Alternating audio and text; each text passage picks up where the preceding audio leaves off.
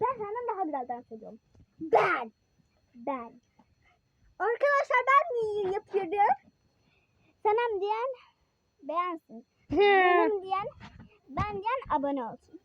Aç şarkı. Tamam ama sevmediğin şarkı. Yani en sevdiğin şarkı ne? Başka bir şey açacağım. Klasik şarkı açacağım. Klasik şarkı yok. Yok. Aynen abicim. Aynen abicim mi? Arkadaşlar bende var, ömürde yok diye. Bende var. Bende var. En güzel kızlar bende var. Evet, arkadaşlar bakın.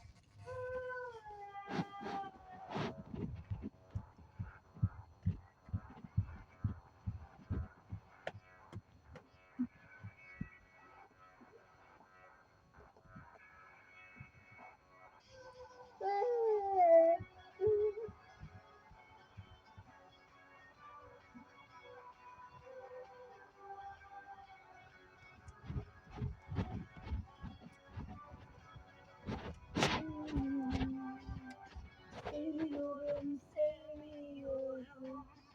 Kaç yatak var bilmiyorum.